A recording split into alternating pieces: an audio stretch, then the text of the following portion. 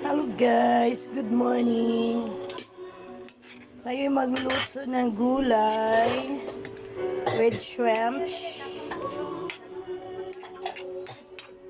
And then no carne no carne. It's only a shrimp because the Papa Jesus is dying and my bangos na inununan. Yummy, yummy, and that's yummy. Diba guys, masarap na siya para sa breakfast and then our lunch. And the gulay. Only shrimp. Babush.